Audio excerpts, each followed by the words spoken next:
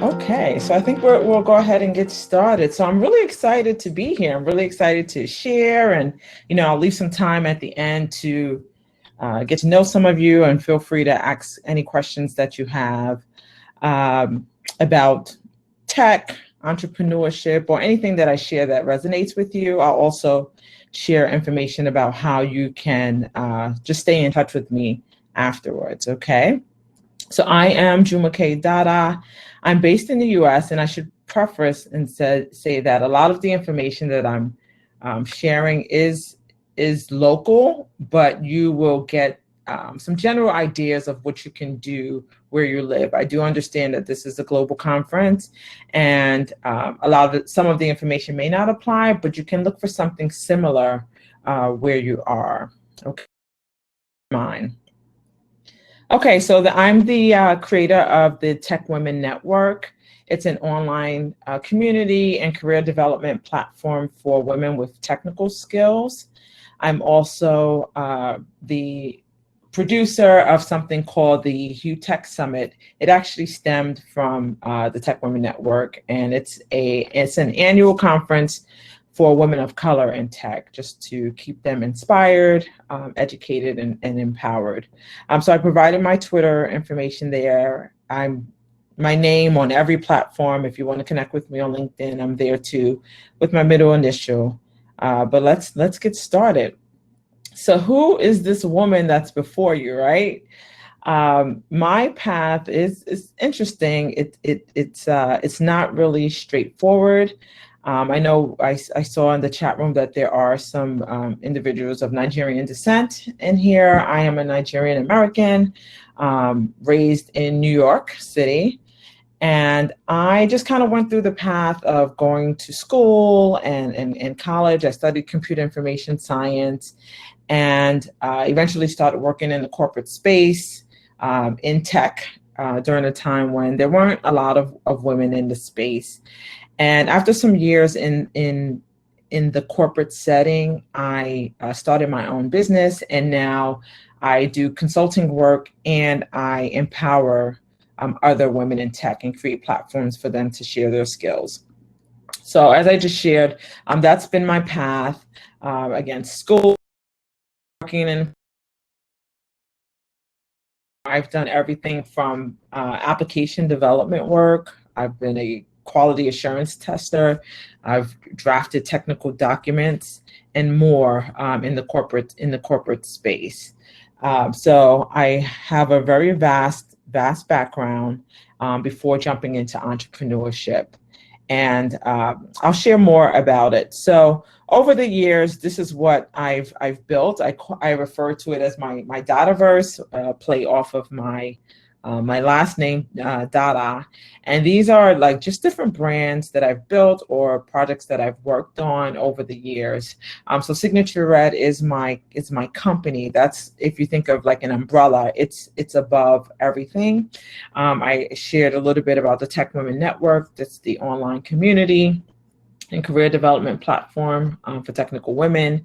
The Hugh Tech Summit, which is an online, it's an annual conference for women of color in tech, again, to educate, elevate, and empower them.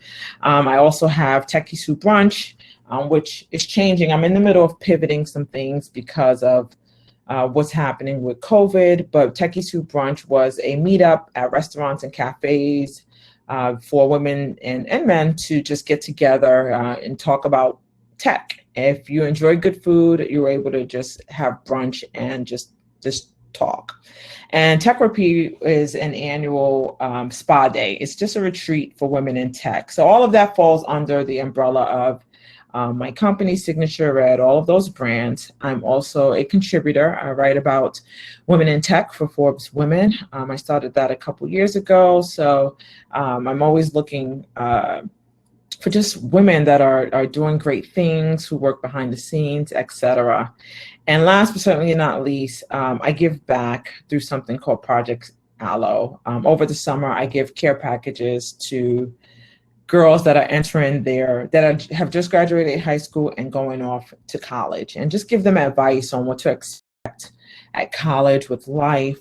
For some, it's the first time that they're going to be away from home. People need advice on just how to live on campus, how to take care of their skin, their hair, nutrition. You gain a lot of weight in your freshman year. So that's just the way that I give back annually.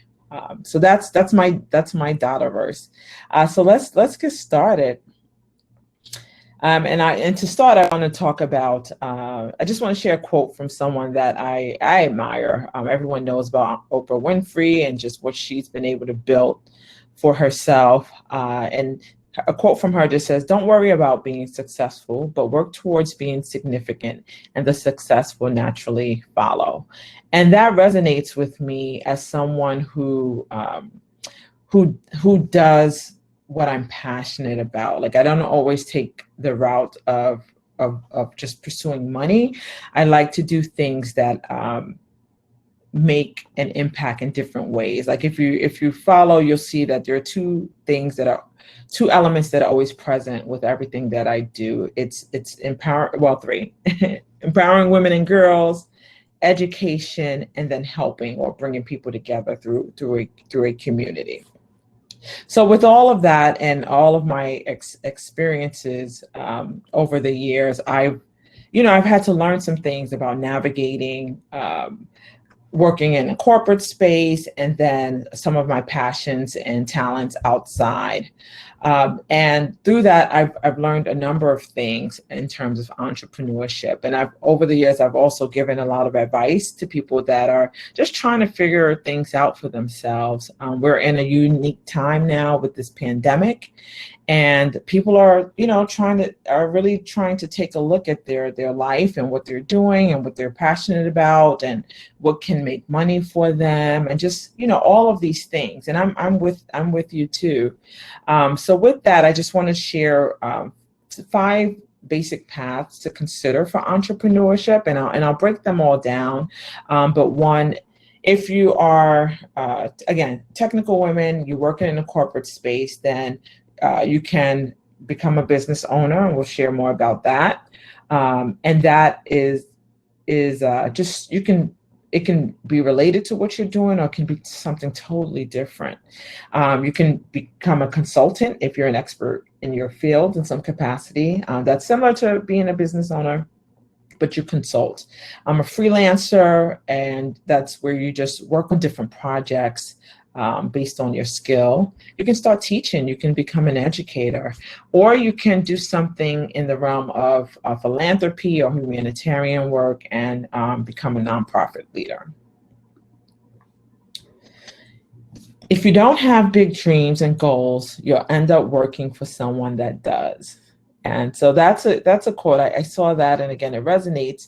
And let me just also say that there's nothing wrong with working for people. Everyone does not aspire to be an entrepreneur. Everybody does not want to jump into that space. It's not easy. It's a bit of a roller coaster. But if you do have the desires, again, I'll share some information with you.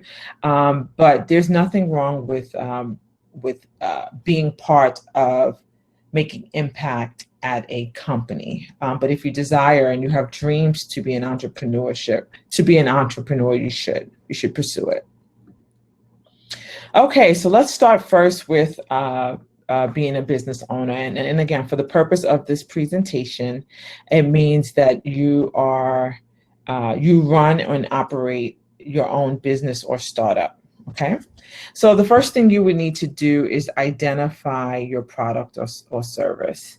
Okay, what is it that you want to do with your business? Next, you want to create a business plan to flesh out the idea. You want to know what your service offerings are, who are your competitors, how are you going to price your services or your products. You need to know how to forecast, what does your business look like a year from now, 5 years from now, 10 years from now? If you have a goal to sell it, what is the exit strategy? So these are all things that you work through with a business plan. Okay. Next, and again, just a reminder that this information is somewhat local to the States, but wherever you are, you just want to find out the process for setting up a business and entity. Okay. Decide on your company name. You want to check if it's registered. Here, there's a website, and I'll share some resources at the end where you can check to see if a company name is taken. Do that, and then the other thing you want to do is just make sure you check for social media handles, because you want to know what you can, what's already out there that's using your name. And of course, there may be some similarities out there, but you just want to be aware. And then if being on social media is something that's relevant to your business, you want to make sure that you are you have the appropriate handles. Next, you want to get an EIN, and again, that's local. That's for the states. That's an employer identification number, and that's for the purpose of paying taxes for your business. You also need to create a business bank account where you are, and this is so when you get paid, you can, trace your money, your transactions, etc., and also prepare for taxes. And last but certainly not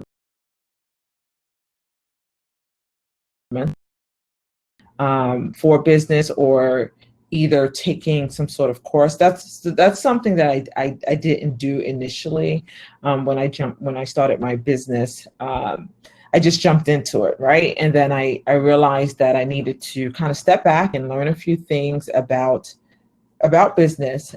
So I then circled back and I went to my universities. They have a small business development center. So I went there, and that's when I learned about creating a business plan and some other things. So I'm just adding that as a note, that if there is someone that can mentor you with the process of starting a business, I highly recommend it. Okay, so that's all for a business owner. And next, be the change you wish to see in the world, by Mahatma Gandhi. Next, you can be a consultant. And consultant is someone that comes in to help implement change, make change, smooth out processes, or just be an extra hand for a project for a time period. So again, for the purpose of this presentation, when I refer to a consultant, I'm sharing that you are an independent contractor who is hired to work on short-term or long-term projects. Okay, so how do you get started? You identify your expertise and your service offering. Similar to starting a business, what are you consulting on? What do you know how to do, right? If someone, wants to bring you in as an expert, what is it? What are you known for? What do you want to be known for? These are the things that you think through, right? And similar to being a business owner, you can create a company name, even if it's just your name, your name consultant or your name XYZ, you can register that. Then again, you want to create an EIN for taxes. And then you want to start positioning yourself to go after contracts, right? So there's government contracts, city contracts, and those are awarded to businesses. You can be brought on board as a consultant with a business that won a contract. So in that sense, you are kind of like a subcontractor. So you are brought on as a consultant for a specific task for a specific amount of time and period. Okay, you bid on contracts. And then another way that you can get consulting work is to register with a staffing agency. And through that, they will send you information on work and projects. And this is how you can begin to build your portfolio as a consultant. Life's too short to learn from your own mistakes. So learn from others. And that's the beauty of teachers, right? Teachers, educators, and just the fact that they share what they know, right? So this is actually another way that you can be an entrepreneur. You can teach. And now in today's world, and similar to like what I'm doing now in this course, you can do online classes. You can work at a school, a university, a college. You can just package what it is that you know and create a curriculum and share it with people or the next generation. So that's another way of being an entrepreneur. So how do you get started? You identify your expertise, right? What is it that you want to teach on? Or if there's a theme on different topics, whatever it is, you just want to work through that. Do you want to talk, if you're a expert on, let me use something technical. If you're an expert on SQL databases, for example, or cloud, right? What is it that you want to teach about SQL databases or cloud, and what already exists out there, and what makes it different about what it is that you're teaching, and what will be your style, right? So decide on your delivery method. You draft up a curriculum, decide where it is that you want to work, whether it's, again, school, online, etc., or if you want to even be brought into companies to do trainings and workshops, that's another form of education.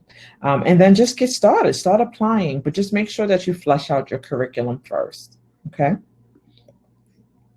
Service is the rent we pay for being. It is the very purpose of life and not something you do in your spare time. Marian Wright Elderman.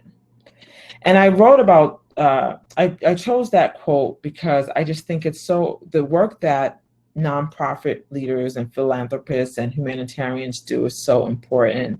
And again, that's just another way that you can pivot from being someone that's working in a technical role or working in a corporate space into becoming an entrepreneur. You can start a nonprofit or whatever it's called in your country or wherever you are. This is a way to give back, to do good, make social impact.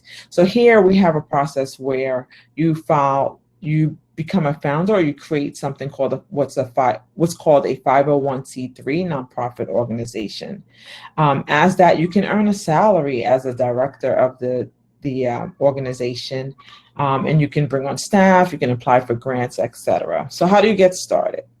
You identify who you want to help and determine what is your mission. So do you want to help people with something pertaining to education, or do you want to help senior citizens with computer classes? Whatever it is, however you want to give back. Do you want to help build technologies for smart homes? Whatever it is that you want to do to give back, this is a pathway to do so.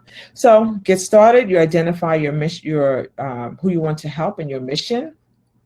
You also want to see who is already doing the work, right? There are a number of organizations that already exist.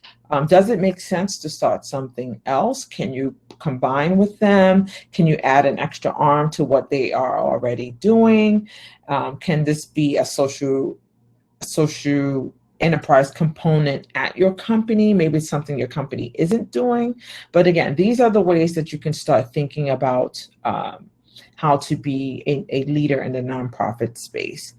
You create a plan, you look for money, grants, and just apply for status. And then you also, if you do it independently, you're going to need a board of directors. So similar to how you would create job descriptions for a company, you have roles or descriptions for other leaders that you would want to work alongside you. Okay, so those are the 5 paths for entrepreneurship. I'd also like to just share just some general tools for entrepreneurs that you can use. Definitely, if you're going to have a business, you want to have an online presence, you need a website, right? And there's so many tools now that you can use for this. There's a number of, I don't want to share anyone specifically, but there are a number of website tools that you can use. You need a great communication tool. Again, I've listed a few that are pretty common. We're using one now for this conference. You definitely also need a way to send and receive information from your following. You want to build a database, right? If any of these platforms that we use go away, what do you have? You know, there are a lot of people that rely on like Instagram and Twitter, but they're not collecting email addresses. That is so vital for your business. Even if you're on Instagram, have a place for people to sign up. You want to be able to always touch base with people that are following you, people that like what you're doing. So I definitely recommend utilizing some sort of newsletter service. Then how do you manage your task, right? As a business owner, you need to have some sort of project management task tracking tool, whether you're using Microsoft Project for yourself or just a number of the tools that I recommended. But whatever works for you, but you just want to make sure that you're managing your time and your task.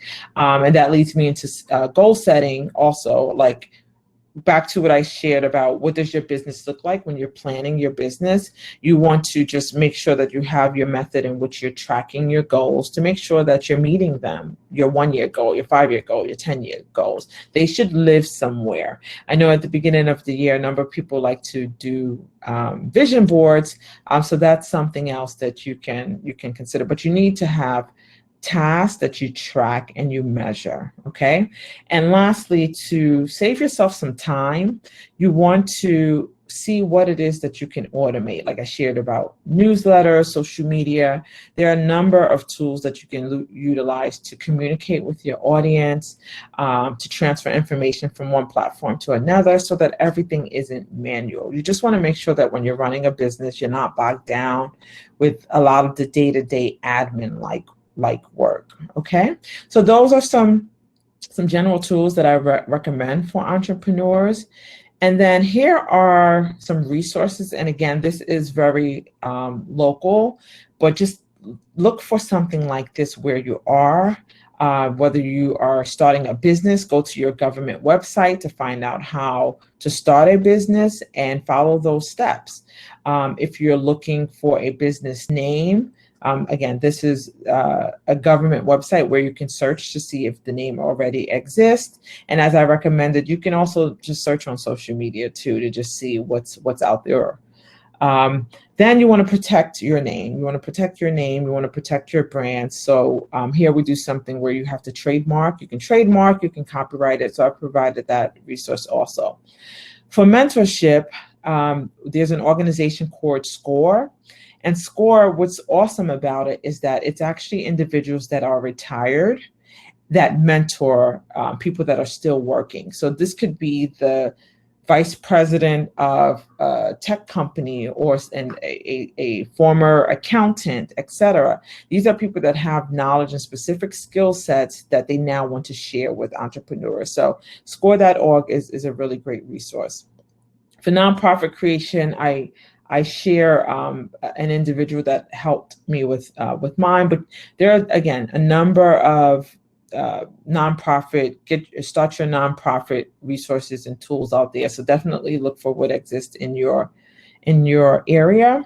When you decide on your name and you want to register it, you definitely want to buy the name whatever is the popular extension in your country. You want to make sure you get that name there. And then you also have the option to buy international so that no one can use your name internationally as well. You can also trademark internationally as well, okay? And then for tech support, we definitely have the Women Tech Global who's hosting this conference, and then I listed my community, the Tech Women Network. Okay, and a person who sees a problem is a human being. A person who finds a solution is a visionary. The person who goes out and does something about it is an entrepreneur. And so with that, I just want to now just open it up and just see if anyone has any questions. And those are my 5 pathways to entrepreneurship. I hope that you've enjoyed it, and I hope that you stay in touch. And just feel free to ask any questions. I think we have a few more minutes before we go. And again, stay in touch. I'm also on LinkedIn, and I just look forward to sharing with you and staying in touch with you. Let me just check and see if there are any questions. So bear with me as I look through the chat. Haha, yes, Jacqueline. We take a crooked path. Okay. What inspired me to make the jump to entrepreneurship? I kind of went through a space. It's a bit of a story, but I before I even got into computer and tech, I was always more of an artsy person, like very creative, like into the arts, drawing, dance, expression. And it wasn't until I got to college, before I even majored in computer science, I actually wanted to work in entertainment. Um, but I just went through a period where I interned at a company, and then I kind of got a behind the scenes look, and I just realized it wasn't for me. And I just looked at my coursework. I saw that I was strong in science and math, and I didn't want to be a doctor. And I knew I didn't want to be an engineer, so I chose computer information science. So fast forward, after working in IT for a number of years, I had this desire to do more creative work. I was coding. I just didn't feel like I was getting an opportunity to birth a number of the ideas that I had at work. And an opportunity presented itself. And rather than look for another IT job, I said, you know what, I'm going to start my own company. And I've always been a big woman-friendly woman. I've always been big on helping women. And so I started my company initially as a marketing and event planning company for women, before coming full circle and getting back into tech. So now all of that experience eventually led to me consulting in tech and planning tech events for women. Okay, let me see if I have any other questions. Entrepreneurship. Oh, tech review. Yes, we need that release. We need that spa day. Malvika. Okay, resonates me. Okay, good. I'm glad to hear that. Is there a good place to look for what nonprofits are already out there? There's something here called the Foundation. Let me see if I can find there's probably something similar. I'm not sure where you are, Laura, but there's probably something similar to like the government site for businesses. There's probably something similar for nonprofits. I know there's something called the Foundation here, but just take a look. Google nonprofits. I don't have a specific website to look to recommend. What is the name or link for mentorship? Score? Would that be Score? Score. Hold on, let me see if I can. But score.org was the local, the national. I'll type it in here. That's the national. I'm not sure where you're based, Afnan, but that was the local one that I recommended. Okay, yes, thank you, Sterling. I see. Okay. Great. Yep, great. Okay, got it. Okay, Melissa, I see you. Okay, everyone's connecting, which is awesome. What advice would you give to transition into a tech career? Well, Melissa, everything is yes, GuideStar, that's another good one. Thanks, Kim. So right now, Melissa, it's vast, right? So I would say take a look at what it is that you like. Do you like networking? Do you like the apps on your phone? Do you like software, hardware, like the physical computer? What is it that you like about technology? Do you like, smart homes, the devices you use in your home? I would say start there. If you're not sure, find someone who is doing something that you think would be of interest to you, and then look for what it is that it will take for you to break into that space. So let's say if it's cybersecurity, right? Or if it's someone that's a senior systems analyst. There are so many certifications, so many online courses, but I think the main thing is to find something that interests you, because technology is so vast. Like, again, do you like apps? Do you like hardware? Do you like network? Do you like, how things talk to each other. So start there. Okay, I hope that answers your question. Okay, I believe that's all. So do you think networks can support women to sustain careers in IT? A lot seem to leave. Yeah, and that's some of the work that I'm trying to do. Like, I've been in tech for over 15 years now, and now's a good time to be a woman in tech. This is what I say, and I know a lot of people that have left, that are leaving, and I'm just encouraging them to stay or to find other ways to be a woman in tech, right? Whether it's starting their own business or just participating in some capacity, like judging, being a mentor, doing public speaking, hosting workshops. Like, these are other ways, if you don't feel fulfilled in your current day-to-day role, these are ways that you can stay in tech and then find some other what's the word I'm looking for? Some other ways to contribute or to apply some creativity or to be entrepreneurial. Okay. Okay. I hope that answers your question, Paula.